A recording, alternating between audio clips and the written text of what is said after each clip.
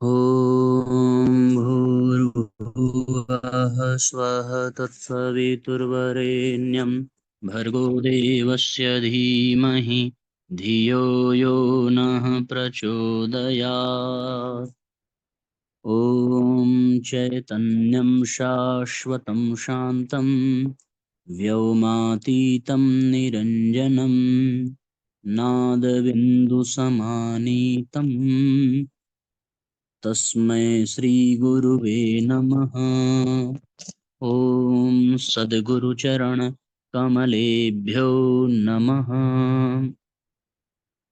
वन्दे भगवतीं देवीं श्रीरामञ्च जगद्गुरुं पादपद्मे तयोः श्रुत्वा प्रणमामि मुहुर्मुहुः। परम पूज्य गुरुदेव परमंदनीय माता जी के दिव्य संरक्षण में विराजमान ऑनलाइन दैनिक स्वाध्याय के आज के सत्र में आप सभी आत्मीय बंधुओं का बहुत बहुत स्वागत, बहुत बहुत अभिनंदन है साथियों। आइए भावपूर्वक आज के सत्र का हम सभी शुभारंभ करें। ऑनलाइन दैनिक स्वाध्याय का आज का एपिसोड, जिसमें श्रीमद् भगवत गीता के भाष्य साधक संजीवनी पुस्तक से चतुर्थ अध्याय हम लोग पढ़ रहे हैं। इस अध्याय के प्रारंभ के 9 श्लोक हम लोगों ने पढ़ लिए हैं, समझ लिए हैं। आज 10वां श्लोक हम लोग पढ़ेंगे साथियों।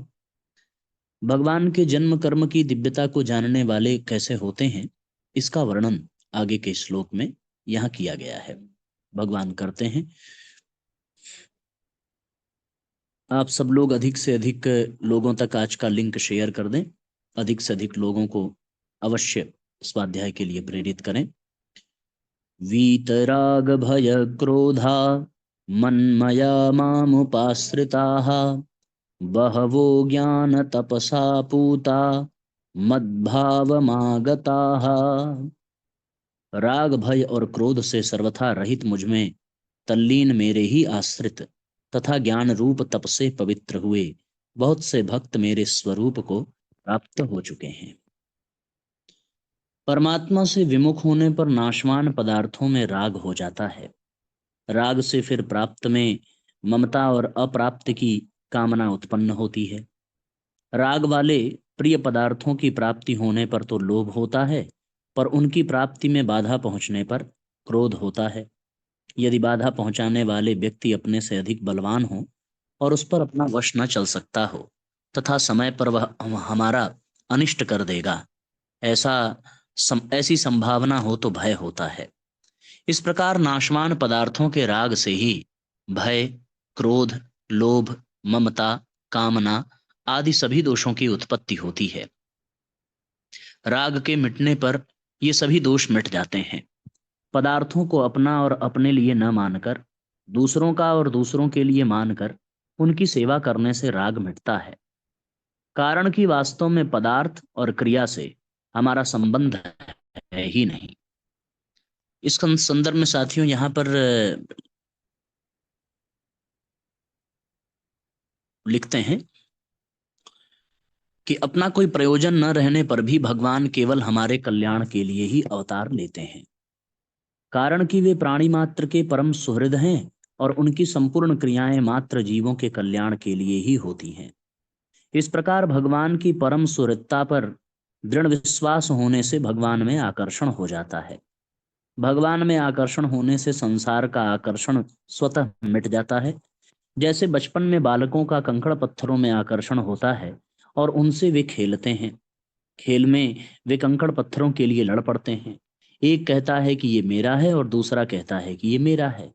इस प्रकार गली में पड़े कंकड़ पत्थरों में ही उन्हें महत्ता दिखती है, परंतु जब वे बड़े हो जाते हैं तब कंकड़ पत्थरों में उनका आकर्षण मिट जाता है और रुपयों में आकर्षण हो जाता है। रुपयों में आकर्षण होने पर उन्हें कंकड़ पत्थरों में अथवा खिलौनों में कोई महत्ता नहीं दिखती।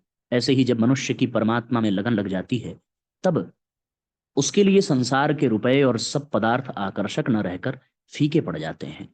उसका संसार में आकर्षण या राग मिट जाता है। राग मिटते ही भय और क्रोध दोनों मिट जाते हैं, क्योंकि ये दोनों राग के ही आश्रित रहते हैं। मनमयाः, भगवान के जन्म और कर्म की दिव्यता को तत्व से जानने से मनुष्यों की भगवान में प्रियता हो जाती है। प्रियता होने से वे भगवान के ही शरण हो जाते हैं, और शरण होने से वे स्वयं मनमयाहा अर्थात भगवन्मय हो जाते हैं। सांसारिक भोगों में आकर्षण वाले मनुष्य भोगों की कामनाओं में तन्मय हो जाते हैं, कामात्मानः, और भगवान में आकर्षण वाले मनुष्य भगवान में तन्मय हो जाते हैं।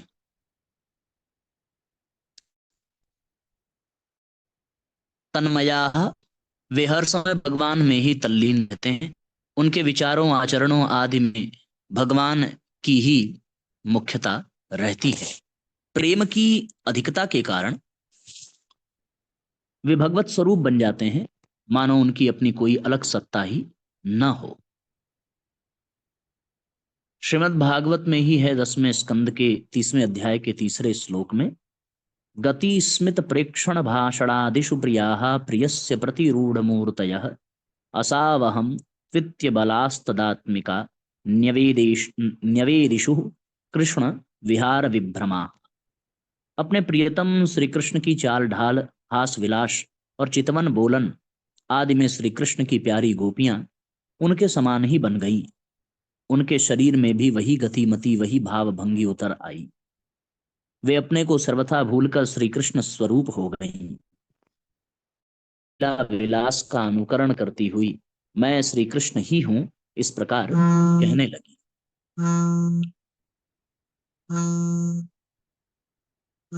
आगे कहते हैं साथियों,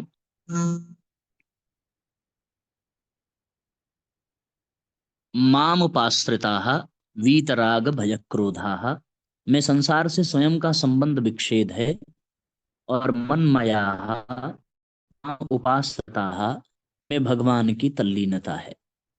किसी न किसी का आश्रय लिए बिना मनुष्य रह ही नहीं सकता। भगवान का अंश जीव भगवान से विमुख होकर दूसरे का आश्रय लेता है तो वह आश्रय टिकता नहीं, प्रत्युत मिटता जाता है। धन आदि नाशवान पदार्थों का आश्रय पतन करने वाला होता है। इतना ही नहीं, शुभ कर्मों को करने में बुद्धि का, भगवत प्राप्ति के साधनों का तथा भोग और संग्रह के त्याग का आश्रय लेने पर भी भगवत प्राप्ति में देरी लगती है। जब तक मनुष्य स्वयं भगवान के आश्रित नहीं हो जाता, तब तक उसकी पराधीनता मिटती नहीं और वह दुख पाता ही रहता है। संसार के पदार्थों में मनुष्य का आकर्षण और आश्रय अलग अलग होता है। जैसे मनुष्य का आकर्षण तो स्त्री पुत्र आदि में होता है और आश्रय बड़ों का होता है, परंतु भगवान में लगे हुए मनुष्य का भगवान में ही आकर्षण होता है और भगवान का ही आश्रय होता है। क्योंकि प्रिय से प्रिय भी भगवान है और बड़े से बड़े भी भगवान है। बहवो ज्ञान तपसा पूता मद भाव मागताः। यद्यपि ज्ञान योग सांख्य निष्ठा से भी मनुष्य पवित्र हो सकता है, तथापि यह भगवान के जन्म और कर्म की दिव्यता के तत्व से जानने को ज्ञान कहा गया है। इस ज्ञान से मनुष्य पवित्र हो जाता है, क्योंकि भगवान पवित्रों से भी पवित्र हैं। पवित्राणाम पवित्रम यह। भगवान का ही अंश होने से जीव में भी स्वतः स्वाभाविक पवित्रता है। चेतन अमल सहज सुख राशि। नाशवान पदार्थों को महत्व देने से, उनको अपना मानने से ही यह अपवित्र होता है, क्योंकि नाशवान पदार्थों की ममता ही मल अपवित्रता है। यही अपवित्रता है साथियों। ममता मल जरी जाई, ममता मेध्य दूषितः। भगवान के जन्म कर्म के तत्व को जानने से जब नाशवान पदार्थों का आकर्षण, उनकी ममता सर्वथा मिट जाती है, तब सब मलिनता नष्ट हो जाती है, मनुष्य परम पवित्र हो जाता है। कर्मयोग का प्रसंग उपर्युक्त पदों में आए। ज्ञान शब्द का अर्थ कर्मयोग का ज्ञान भी माना जा सकता है। कर्मयोग का ज्ञान है शरीर इंद्रिय मन बुद्धि पद योग्यता अधिकार धन जमीन आदि मिली हुई मात्र वस्तुएं संसार की और संसार के लिए हैं, अपनी और अपने लिए नहीं है। कारण कि स्वयं स्वरूप नित्य है, अतः उसके साथ अनित्य वस्तु कैसे रह सकती है तथा उसके काम भी कैसे आ सकती है। शरीर आदि वस्तुएं जन्म से पहले भी हमारे साथ नहीं थी और मरने के बाद भी नहीं रहेंगी, तथा इस समय भी उनका प्रतिक्षण हमसे संबंध विच्छेद हो रहा है। इन मिली हुई वस्तुओं का सदुपयोग करने का ही अधिकार है अपनी मानने का अधिकार नहीं। ये वस्तुएं संसार की हैं, अतः इन्हें संसार की ही सेवा में लगाना है। यह इनका सदुपयोग है। इनको अपनी और अपने लिए मानना ही वास्तव में बंधन है या अपवित्रता है। इस प्रकार नाशवान वस्तुओं को अपनी और अपने लिए न मानना ज्ञान तप है, जिससे मनुष्य परम पवित्र हो जाता है। जितने भी तप हैं उन सब से बढ़कर ज्ञान तप है। इस ज्ञान तप से जड़ के साथ माने हुए संबंध का सर्वथा विच्छेद हो जाता है। जब तक मनुष्य जड़ के साथ अपना संबंध मानता रहता है, तब तक दूसरी तपस्या से उसकी उतनी पवित्रता नहीं होती जितनी पवित्रता ज्ञान तप से जड़ का संबंध विच्छेद करने से होती है। तो आप साथियों यहाँ पर देख सकते हैं कि किस तरीके से कितनी सुंदर बात यहाँ पर समझाई जा रही है कि हम सभी जो है अपने कर्म योग को विकसित करें और उसके लिए इस ज्ञान का होना बहुत आवश्यक है, जिससे कि हम सभी ये अनुभव कर सकें, ये जान सकें कि वास्तव में इस संसार की जो भी चीजें हैं वो संसार के लिए ही हैं, उन पर हमारा कोई अधिकार नहीं है। इस ज्ञान तप से मनुष्य पवित्र होकर भगवान के भाव को अर्थात सच्चिदानंद घन परमात्म तत्व को प्राप्त हो जाता है।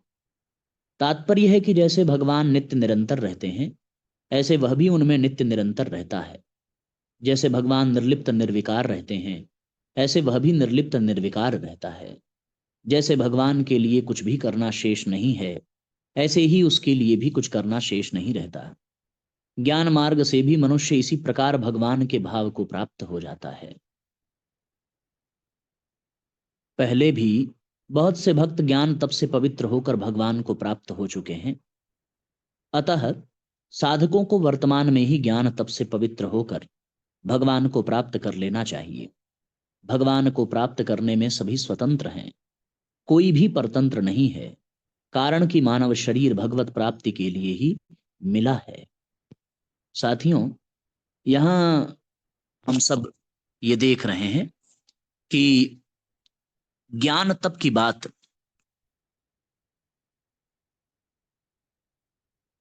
कही जा रही है। ये ज्ञान तप ही बहुत आवश्यक है। इस ज्ञान तप को ही स्वाध्याय के रूप में हम सभी जानते हैं। सो साथियों, हम स्वाध्याय कर ही रहे हैं। अपने आप में यह ज्ञान तप हो ही रहा है। इस ज्ञान में दिन प्रतिदिन बढ़ाने की आवश्यकता है। जैसे जैसे हमारा ये ज्ञान तप बढ़ता जाएगा, वैसे वैसे साथियों हम भगवान के निकट होते जाएंगे और संसार से उपरति हमारे भीतर होती जाएगी। जन्म की दिव्यता का वर्णन तो हो गया, अब कर्मों की दिव्यता क्या होती है, इस विषय का आरंभ करते हैं। 10वें श्लोक में भगवान ने जन्म की दिव्यता का वर्णन बता दिया कि हम सभी भगवान के ही अंश हैं, भगवान के ही अवयव हैं और भगवान का आश्रय होते हुए भी हमारा आकर्षण भगवान की तरफ नहीं, संसार की तरफ है। जब हमारा आकर्षण संसार की तरफ से हट करके भगवान की तरफ हो जाएगा, तो हमें निस्संदेह अपने कर्म योग का ज्ञान हो जाएगा और इस ज्ञान के सहारे ही हम भगवान की तरह ही मुक्त हो जाएंगे। जैसे भगवान निर्लिप्त हैं, निर्विकार हैं, उसी प्रकार वह दिव्य ज्ञान हमें भी निर्लिप्त निर्विकार कर देगा। ज्ञान मार्ग से भी मनुष्य इसी प्रकार भगवान के भाव को प्राप्त हो जाता है। बहुत से भक्त इसी मार्ग से धन्य हुए हैं, हमें भी इसका प्रयास करना चाहिए। स्वाध्याय ही तप है, स्वाध्याय ही ज्ञान तप है। इसलिए साथियों हम लोग इस क्रम को संपन्न कर रहे हैं। जन्म की दिव्यता का वर्णन तो हो गया, कर्मों की दिव्यता का विषय आरंभ करें। ये यथा माम प्रपद्यन्ते तांस तथैव भजाम्यहम् मम वर्तमान वर्तन्ते मनुष्याः पार्थ सर्वशः। हे पृथानंदन, जो भक्त इस प्रकार मेरी शरण लेते हैं, मैं उन्हें उसी प्रकार आश्रय देता हूँ। सभी मनुष्य सब प्रकार से मेरे मार्ग का अनुसरण करते हैं। भक्त ये यथा माम प्रपद्यन्ते तांस तथैव भजाम्यहम्। भक्त भगवान के जिस भाव से, जिस संबंध से, जिस प्रकार से शरण लेता है, भगवान भी उसे उसी भाव से, उसी संबंध से, उसी प्रकार से आश्रय देते हैं। जैसे भक्त भगवान को अपना गुरु मानता है तो वो श्रेष्ठ गुरु बन जाते हैं, शिष्य मानता है तो श्रेष्ठ शिष्य बन जाते हैं, माता पिता मानता है तो वे श्रेष्ठ माता पिता बन जाते हैं, पुत्र मानता है तो श्रेष्ठ पुत्र बन जाते हैं, भाई मानता है तो श्रेष्ठ भाई बन जाते हैं, सखा तो सखा, नौकर तो नौकर। भक्त भगवान के बिना व्याकुल हो जाता है तो भगवान भी भक्त के बिना व्याकुल हो जाते हैं। आगे बड़ा ही सुंदर वर्णन है साथियों, हम सब इसको गहराई से सुने और समझें। अर्जुन का भगवान कृष्ण के प्रति सखा भाव था, उन्हें अपना सारथी बना के। विश्वामित्र का भगवान के प्रति शिष्य का भाव, लोगों के श्रद्धा भाव के अनुसार भगवान वैसा ही बनने का स्वभाव है। अनंत ब्रह्मांडों के स्वामी भगवान भी अपने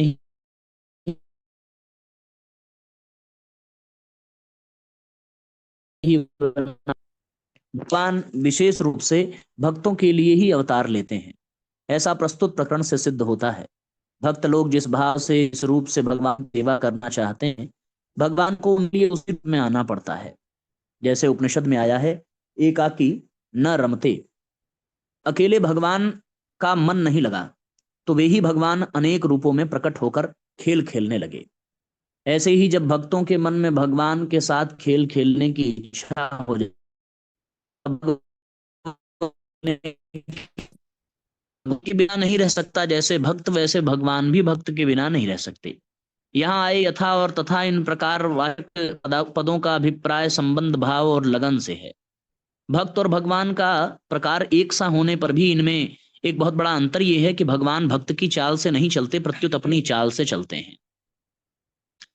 दरिया दूषण दास में नहीं राम में दोष, जन चाले इक पावड़ो हरि चाले सौ कोस। भगवान सर्वत्र विद्यमान, सर्वसमर्थ, सर्वज्ञ, परम सुहृद और सत्य संकल्प हैं। भक्त को केवल अपनी पूरी शक्ति लगा देनी है, फिर भगवान भी अपनी पूरी शक्ति से उसे प्राप्त हो जाते हैं। भगवत प्राप्ति में बाधा साधक स्वयं लगाता है, क्योंकि भगवत प्राप्ति के लिए वो समझ, सामग्री, समय और सामर्थ्य को अपनी मानकर उन्हें पूरा नहीं लगाता, प्रत्युत अपने पास बचाकर रख लेता है। यदि वह उन्हें अपना न मानकर उन्हें पूरा लगा दे तो उसे शीघ्र ही भगवत प्राप्ति हो जाती है, कारण कि यह समझ, सामग्री आदि उसकी अपनी नहीं है, प्रत्युत भगवान से मिली है, भगवान की, अतः इन्हें अपनी मानना ही बाधा है। साधक स्वयं भी भगवान का ही अंश है, उसने खुद अपने को भगवान से अलग माना है, भगवान ने नहीं। भक्ति कर्मजन्य अर्थात किसी साधन विशेष का फल नहीं है। भगवान के सर्वथा शरण होने वाले को भक्ति स्वतः प्राप्त होती है। दास्य, सख्य, वात्सल्य, माधुर्य आदि भावों में सबसे श्रेष्ठ शरणागति भाव है। यहाँ भगवान मानो इस बालक को कह रहे हैं कि तुम अपना सब कुछ मुझे दे दोगे तो मैं भी अपना सब कुछ तुम्हें दे दूंगा, और तुम अपने आप को मुझे दे दोगे तो मैं भी अपने आप को तुम्हें दे दूंगा। भगवत प्राप्ति का कितना सरल और सस्ता सौदा है। अपने आप को भगवत चरणों में समर्पित करने के बाद भगवान भक्त की पुरानी त्रुटियों को याद तक नहीं करते, वे तो वर्तमान में साधक के हृदय का दृढ़ भाव देखते हैं। रहति न प्रभु चित चूक किए की, करत सुरति सय बार हिए की। इस श्लोक में द्वैत, अद्वैत, सगुण, निर्गुण, सायुज्य, सामीप्य आदि शास्त्रीय विषय का वर्णन नहीं है, प्रत्युत भगवान से अपनेपन का ही वर्णन है। जैसे 9वें श्लोक में भगवान ने जन्म कर्म की दिव्यता को जानने से भगवत प्राप्ति के होने का वर्णन है। केवल भगवान ही मेरे हैं और मैं भगवान का ही हूं, दूसरा कोई भी मेरा नहीं और मैं किसी का भी नहीं। इस प्रकार भगवान में अपनापन करने से उनकी प्राप्ति शीघ्र एवं सुगमता से हो जाती है। अतः साधक को केवल भगवान में ही अपनापन मान लेना चाहिए, चाहे समझ में आए अथवा ना आए। मान लेने पर जब संसार के झूठे संबंध भी सच्चे प्रतीत होने लगते हैं, फिर जो भगवान का सदा से ही सच्चा संबंध है वो अनुभव में क्यों नहीं आएगा, अर्थात अवश्य आएगा। शंका, जो भगवान को जिस भाव से स्वीकार करते हैं भगवान भी उनसे उसी भाव से बर्ताव करते हैं। तो फिर यदि कोई भगवान को द्वेष वैर आदि के भाव से स्वीकार करेगा तो क्या भगवान भी उससे उसी द्वेष आदि के भाव से बर्ताव करेंगे? यहाँ प्रपद्यन्ते पद से भगवान की स्तुति अर्थात शरणागति का ही विषय है, उनसे द्वेष वैर आदि का विषय नहीं। अतः यहाँ इस विषय में शंका ही नहीं उठ सकती। फिर भी इस पर थोड़ा विचार करें तो भगवान के स्वीकार करने का तात्पर्य है कल्याण करना। जो भगवान को जिस भाव से स्वीकार करता है भगवान भी उससे वैसा ही आचरण करके अंत में उसका कल्याण ही करते हैं। भगवान प्राणी मात्र के परम सुहृद हैं, इसलिए जिसका जिसमें हित होता है भगवान उसके लिए वैसा ही प्रबंध करते हैं। वैर द्वेष रखने वालों के लिए भी जिसमें कल्याण हो वैसा ही भगवान करते हैं। अंगद जी को रावण की सभा में भेजते समय भगवान श्री राम कहते हैं कि वही बात कहना जिससे हमारा काम भी हो और रावण का हित भी हो जाए। काजु हमारा ता सुहित होई। भगवान की सुहृदता की तो बात ही क्या, भक्त भी समस्त प्राणियों के सुहृद होते हैं। सुहृदः सर्वदेहि नाम। जब भक्तों से भी किसी का किंचन मात्र भी अहित नहीं होता तब भगवान से किसी का अहित हो ही कैसे सकता है? भगवान से किसी प्रकार का भी संबंध जोड़ा जाए वह कल्याण करने वाला ही होता है, क्योंकि भगवान परम दयालु परम सुहृद और चिन्मय है। जैसे गंगा में स्नान वैशाख मास में किया जाए अथवा माघ मास में, दोनों का ही महात्म्य एक समान है, परंतु वैशाख के स्नान में जैसी प्रसन्नता होती है वैसी प्रसन्नता माघ के स्नान में नहीं होती। इसी प्रकार भक्ति प्रेम पूर्वक भगवान से संबंध जोड़ने वालों को जैसा आनंद होता है वैसा आनंद वैर द्वेष पूर्वक भगवान से संबंध जोड़ने वालों का नहीं होता। मम वर्तमानुवर्तन्ते मनुष्याः पार्थ सर्वशः। श्रेष्ठ पुरुष जैसा आचरण करता है दूसरे लोग भी उसी अनुसार आचरण करने लग जाते हैं। भगवान सबसे श्रेष्ठ हैं, इसलिए सभी लोग उनके मार्ग का अनुसरण करते हैं। तीसरे अध्याय में 23वें श्लोक में उत्तरार्ध में भी यही बात कही गई है। साधक भगवान के साथ जिस प्रकार का संबंध मानता है भगवान उसके साथ